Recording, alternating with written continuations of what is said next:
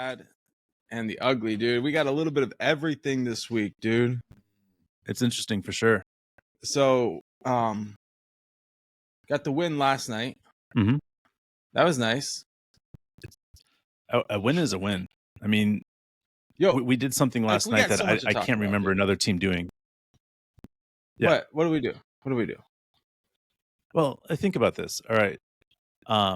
Starting 5, we're all under 6'6". I mean, Shai's 6'6". All right. Yeah. So then I started thinking, like, when's the last time I saw a team win with no center, with no power forward? Like, we played Usman Jang, who's a small forward, and he played 9 minutes, and that's the only real forward besides Dylan Jones, who played 6 minutes, that actually played in this game. Well, Kenny Hustle appearance. Kenny Hustle, again, he's a hybrid guard. You got a hybrid guard. You got a guy that can play the guard position, can play the small forward position. He got minutes last night, like you said. But those guys, we didn't see like double-digit minutes from those guys at all. Like, we went Casey Wallace, 20 minutes, Caruso, 20 minutes off the bench, AJ Mitchell, 11 minutes, which I want to talk so much about AJ Mitchell right now. I want to talk about AJ. It's crazy to me that we went like all guards and we still are able to dominate like that. Because that's what that was. It was Shai's probably best game of his career. 45 points, 2 blocks, 5 steals, 9 assists, 3 rebounds. Like, he was everywhere. He was like, I'm going to do whatever it takes for this team to win. Shai missed a bunch of easy ones. How many free throws did he miss? I mean, I feel like he missed 2 or 3. 1. Okay. One. It was a resounding 1 because it was, it was like, this should have been easy. But still, on top of that, because he's money, so we'll give him 1 miss. But he missed a couple shots late that I know he wants. The reason I don't think this is necessarily his best game ever, points wise, it was, but it didn't have that signature shot. You know what I mean? Like, where we've seen him in previous games, like, hit that game winner and stuff like that. And so, but like, overall, right? The thing about Shai is he's going to score as much as it takes to win. He's never going to go out there with like, I'm going to go for 60. Like, if the team needs 60 from him in an overtime type game, he'll go out and score 60. But he'll never go to do anything for himself. And that's the key right there, because he had the ball last night in his hands with 10 seconds left to go. Everybody that's all about whoremongering about points, and I want this many points, would have held the ball and gone to the free throw line 2 more times. But Shai didn't. He passed the ball up in a very difficult pass up the court, and then J-Dub got the slam for the explanation mark, as you might say. But Shai had an opportunity to hold the ball. And he's a purist, right? And you see what like Anthony Edwards did the other day, and he was like just jacking up shots, and then his teammates were like, one of them, I forget who, was like, I'm open or whatever. He's like, I'm going for 40. And they caught him on camera saying that. And it's like, I get it. Like, you got a little lead, you can do that, but I've never seen Shai do that. Shai has constantly gotten right around his career high, and he only scores what it takes to win the game and nothing more. And so it's going to take a hell of a game in the right situation to see his best. And that's really what we saw, because we're missing Chet. Yeah. But for the next few weeks, this is what our lineup is going to look like. And we're going to have to see J-Dub play a lot of center. And I got to say this, man, is J-Dub at center. J-Dub at center is a crazy thought, because if you think about it, their center is going to be guarding a 6'5" guy that is incredibly fast off the dribble. Okay. Like, this is the mismatch of everybody's been waiting for. I want to see us move 2 guys into the starting lineup that are not getting a ton of rotational minutes, but I guess Caruso is. I want Caruso in the starting lineup, okay? And I want Kenny Hustle in the starting lineup. And let's keep Wiggins and Joe coming off the bench. And the other alternative instead of Kenny Hustle would be Jang. If you move Jang into the starting lineup, you could get, like, he's not going to play the center position for you, but he's going to do enough where if you don't keep him honest, or the other team, they're going to have to check him, and then he's going to draw the center away from the court, and if they don't guard him, he's going to knock down 3. So it's a good thing. Sure. But when we went 5 guards, it was fascinating. And yeah, I mean, there's so much to talk about every time we play the Clippers with Shai, but him getting his career high against the Clippers, that's got to feel a little extra good. Sure. Tell me, when did you notice Jeff Van Gundy was that little bald guy popping up and down for the Clippers, dude? I mean, I knew that he got the job or whatever, but he's so distracting on the sideline, bro. He's like jumping up and down, never sits down whenever the team's on defense. He's like the defensive coordinator or something like that. It's like the most funny thing to see, dude. Like I'm happy for him. ESPN fucked him over. But anyway, I'm just kidding. Here's the thing about Jeff, man, is that he is a very good defensive coach. And if that's what all he's going to do is be a defensive coordinator, good for him. Like he found a place in. But let's talk about these other guys, because you talked about our starting lineup, right? And I'm actually completely disagreeing with you on this one. Usually we agree on something like the starting lineup, but I love the fact that J-Dub is being pushed to play a different position. And the reason is because this is creating a mismatch on great proportions that they cannot keep a center in the game if J-Dub is out there. They just can't, because J-Dub's going to go around him, go backdoor on him. He's just going to do everything against what they're trying to build on defense. So I want to see this. I want them to adjust how they play players to how we're playing our players. So coming Crusoe off the bench and Cason Wallace off the bench and Kenny Hustle off the bench and throwing them and mixing those guys in there, I think creates a huge mismatch. And obviously, coach isn't necessarily concerned about one game. He's concerned about the entire season. So you're going to see different lineups against the Pelicans next, against other teams that we're going to see. Pelicans, obviously, without Zion Williams, is a better matchup for us. And I think that will be something that will be really good for our team to be able to see how we can pull together. And I want to dig into this point I was making with you the other day, where I think this injury to Chet actually makes us a better team. And it's going to be painful. Obviously, you don't ever want to see something like this happen, but I've seen this happen over and over again in basketball, where you have a guy that the team overly depends on for some particular skill set, whether that's he's your all-star, superstar scoring, just like the offense breaks down, he goes and gets his, or he's a defensive superstar and he can just like really erase mistakes. And teams are forced to adjust without that guy. And then they improve around the margins. They have to, right? And then that guy comes back and the team is better and it becomes even more dominant. And I think that's what we're going to see from this. I mean, you see how coaches leaning into the defensive assignments that are reliant on guys that are like 6'3" and 6'4", guarding 7-footers sometimes in rotations and stuff. And coach isn't blinking. In fact, he's saying, I'm going to, like you're saying, play Zubac out of the game, right? Like, I'm going to push this even further.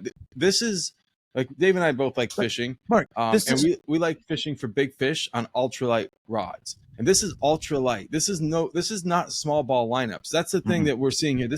Small ball was defined as Draymond Green, a 6'8" guy at your center, and then surrounding him with shooters. Then this is micro. This is ultralight, is what we're talking about. It's a new innovation for basketball, really.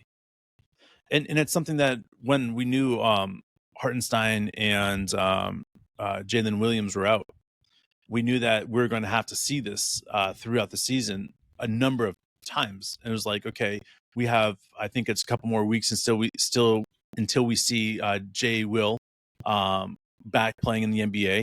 I think the same thing. You're going to see 3-4 more weeks until we see Hartenstein.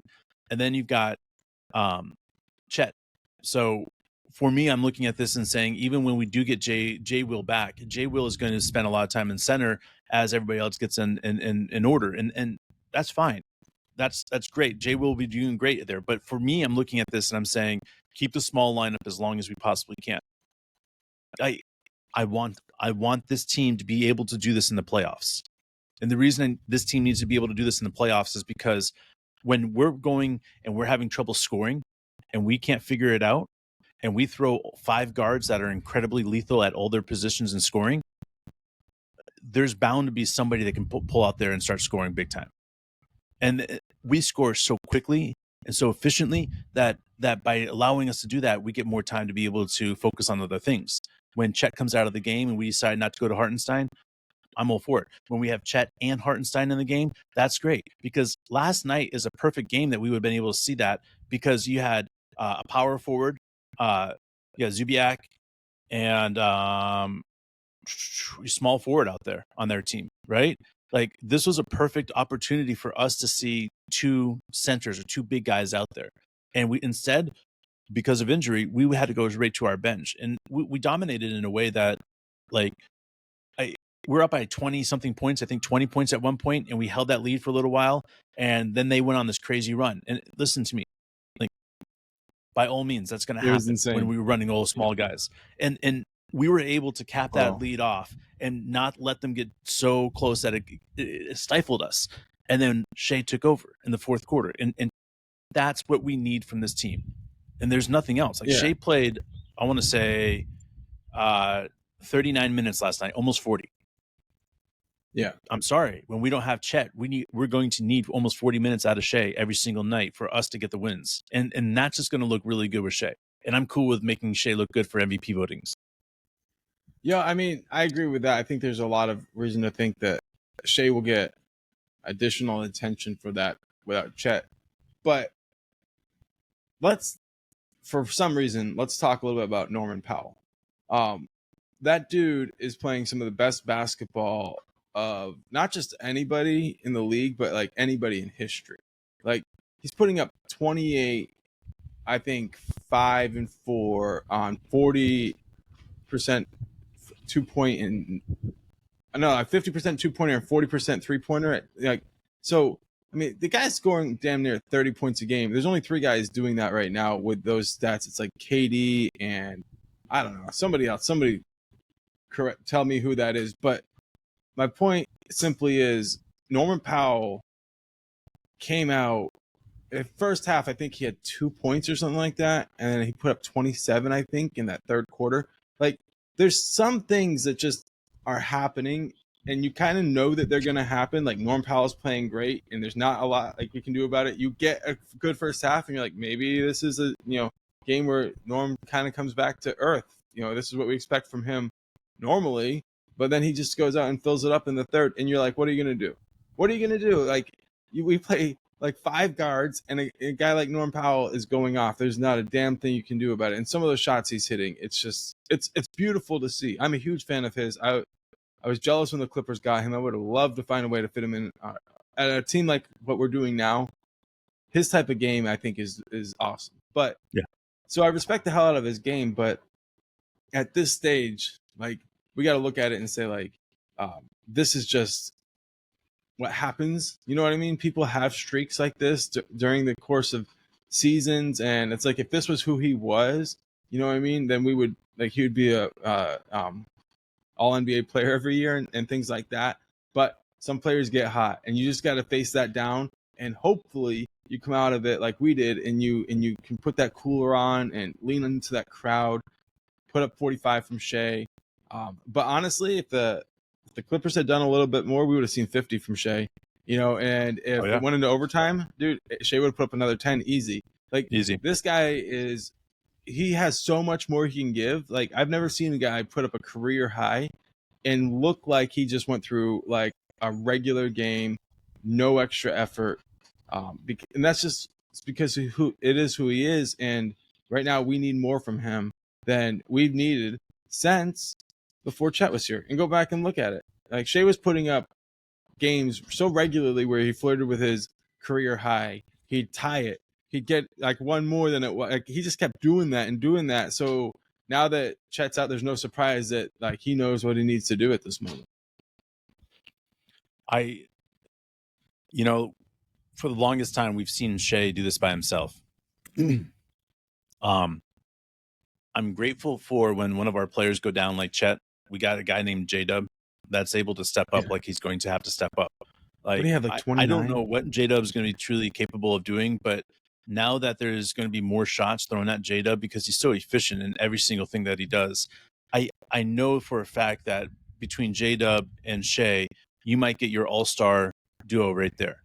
And if that's how the all-star duo goes for us and we get Shai and J-Dub because of injury for Chet, then it's over. Like there's nothing that anybody will be able to do when you plug in somebody like Chet and you just let J-Dub and Shai play, because then it's everything that's open goes to Chet. how do we get the most out of J-Dub, bro? Like when This Chet mismatch is is going there. on. Listen, I never really liked the matchup with J-Dub against the power forward position. Power forwards are strong and they're a little bit quicker than centers. But now that centers are having to go up against J-Dub, like there's such a massive mismatch against centers because they're so slow on their feet and they're not able to stay up with J-Dub as he goes around them. And to me, like that's So what when Chet J-Dub comes is. back, how does Check up, Coach find a way bring out the best in Dub? but that's the thing is what I'm trying to get to is by then, if J-Dub has been playing this well for so long, it's not about him playing against the center anymore. It's about he just learned how to dominate. It doesn't matter what position he's playing against. And that's what I feel like this is going to allow J-Dub to do during this time is this gives him an opportunity to have 5 more shots a game.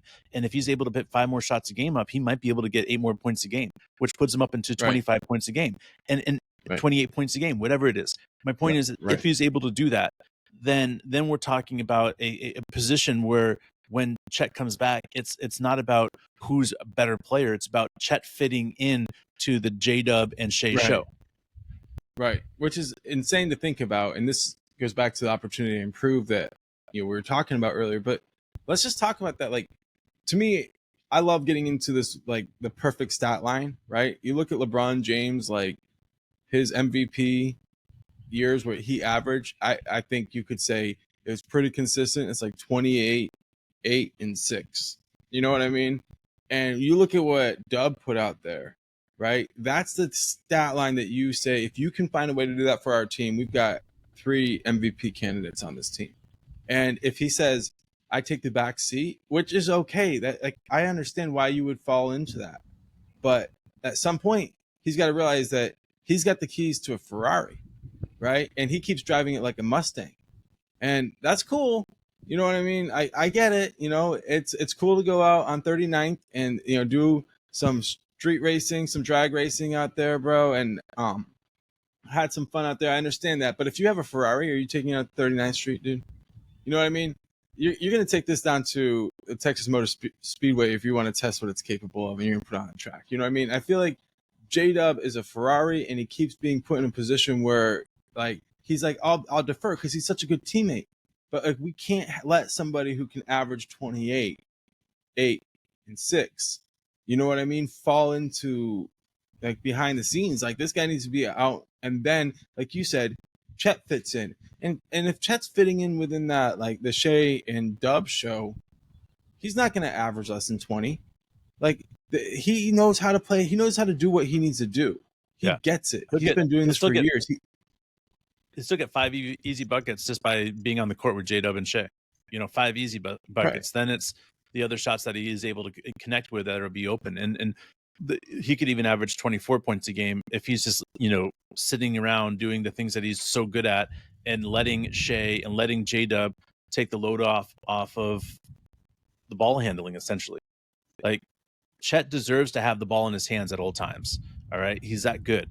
But right now, looking at this team and trying to figure out how to build this team for the next 2 months, because that's what we're looking at, 2 months, 2.5 months without Chet. This team has got to go straight up back to the centering around J-Dub and Shai. It has to go hyper focused on how we get these two guys playing. Now, I'm not saying for the future. Next year, it's a different showtime, right? But for this year, it has got to be a J-Dub and Shai and Chet fitting in when everything is done. Because if you try it any other way and you're just like, oh, well, we'll be better with Chet when Chet comes. We're waiting 2.5 months. That's almost half the season. We can't be sitting here and saying we got to get Chet back in order to be 100%. No, we need to make no excuses and become, in a way, interchangeable in the aspect of J-Dub and Shai. And then everything else needs to fall in place after that. And listen, coach, putting Aaron Wiggins out there, 2 for 4, Isaiah Joe, 2 for 8 in threes, Lou Dort, 4 for 8. It's all adding up to this, and it's simple. Our offense runs through J-Dub and Shai. And when those guys, everybody else collapses, we get wide open shots on the wings, wide open shots in the corner, and it's brilliant how easy it is for these guys to just hit their wide open shots because everybody else is collapsing off of those two guys that we have, J-Dub and Shai. And if you collapse off those guys, they're going to find you open, and then they're going to stop collapsing because we're hitting threes. And then it gives these guys a chance to go off for 45 and 28, which is 70-something points, 73 points. And, dude, I'm all for that shit. Yo, so we didn't talk much about the Warriors game. Like, obviously, that would have been great to get the win, but dude, I think we didn't have time to plan for this. Yeah. Without Chet. Like, Chet played 5 minutes. There's no time for us to plan how to do this without Chet. So we get a couple of practices, not even a practice, but time to contemplate how to run these guys. That's what coach needed.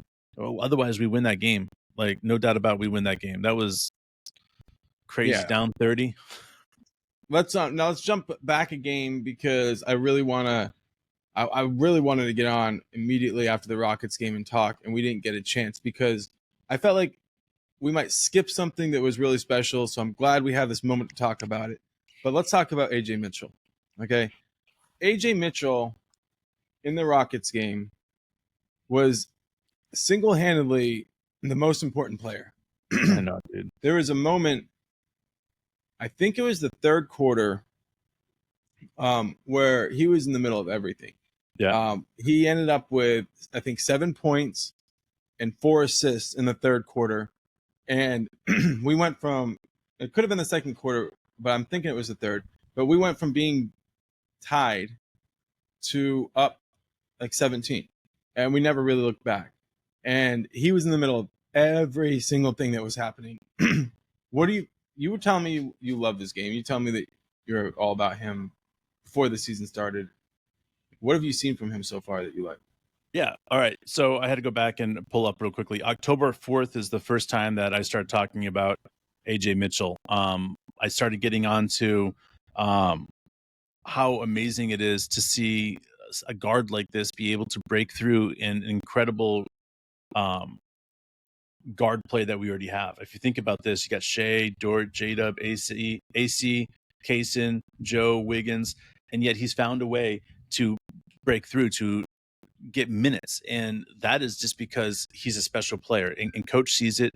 The more I see it, the more I start realizing that we got something special with AJ.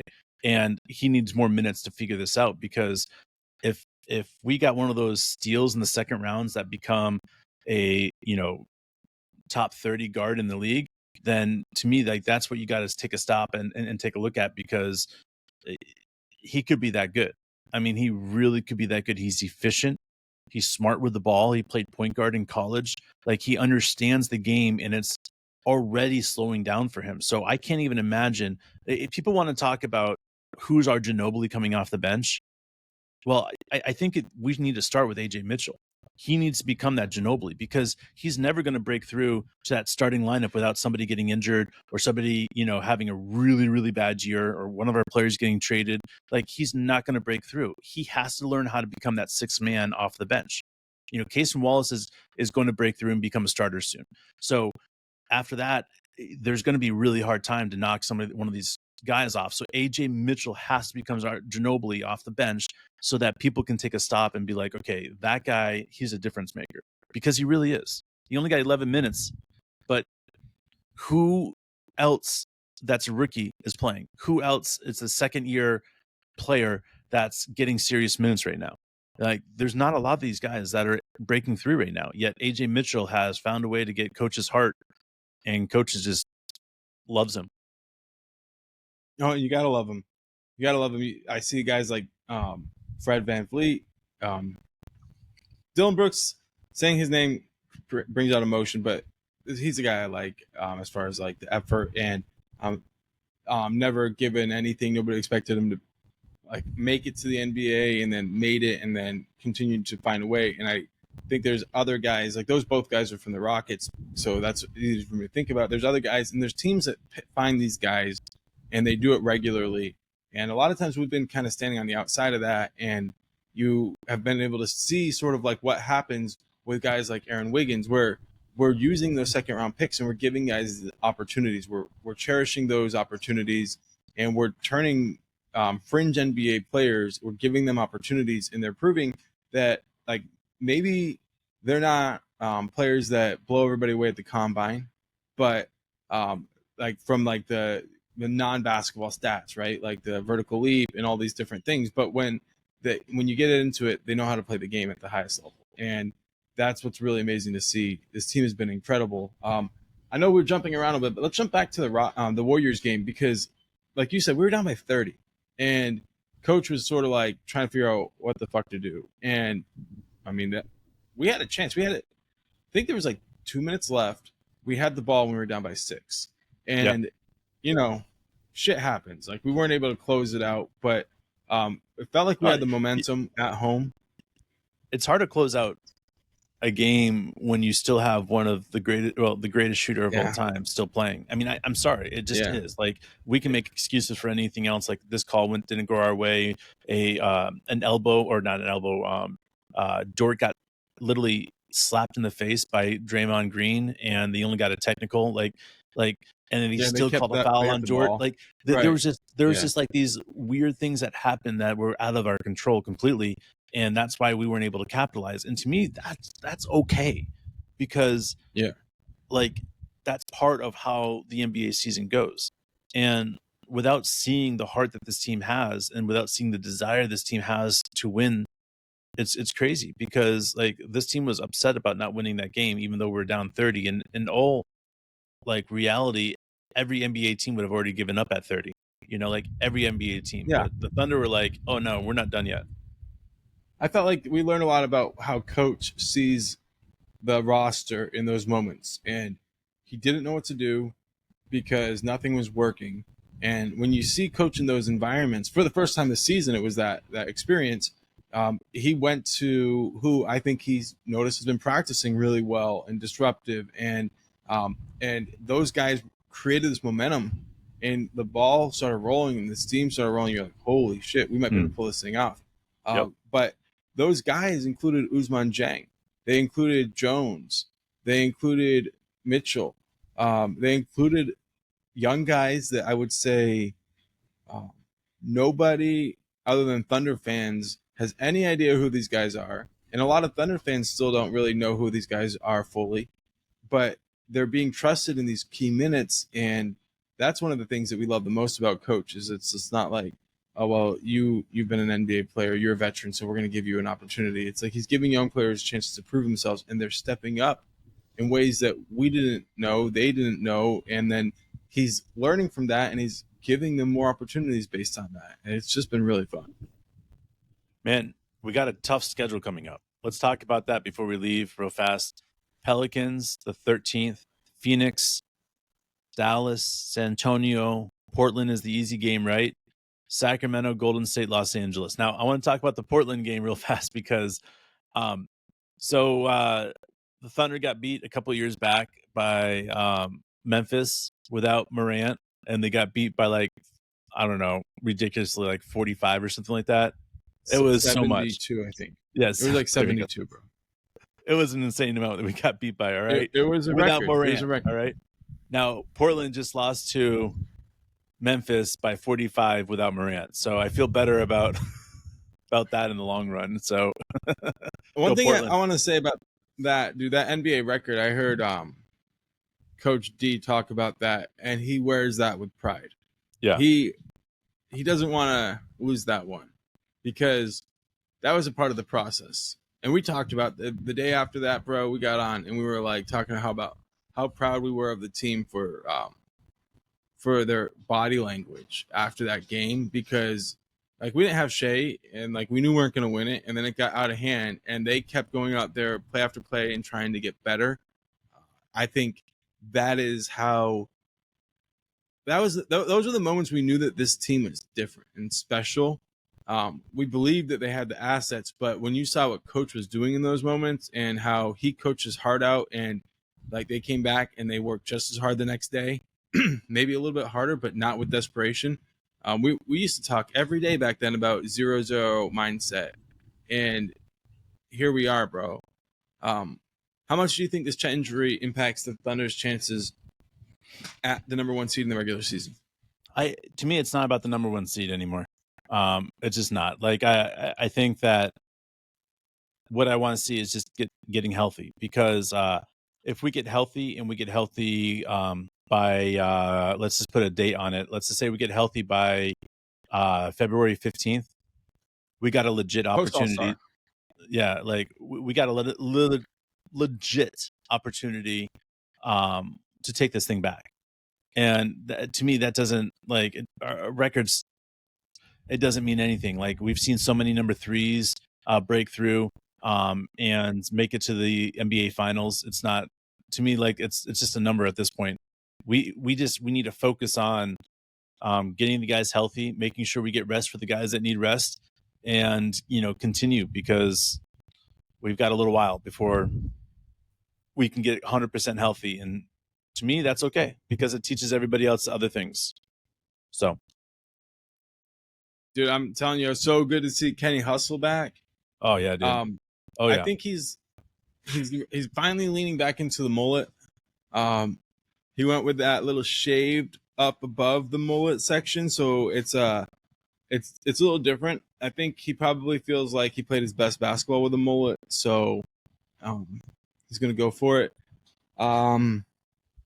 We can probably call it our spirit animal, actually. Kenny's mullet at this point. I'm pumped, bro. I know that it's been an up and down week for us, but I think we know in the end that this type of adversity, if it happens early in the season, you can overcome it, and it's not a wasted season. So in no way does it feel like it has the potential of throwing off the whole season. It could become like the beginning of something, but in and of itself, I feel like we still got a chance to make a run at the conference finals and to the finals, and from there, who knows what the fuck can happen. That's it. It's step by step at this moment. So, all right, guys, we'll catch you guys very much later. See ya.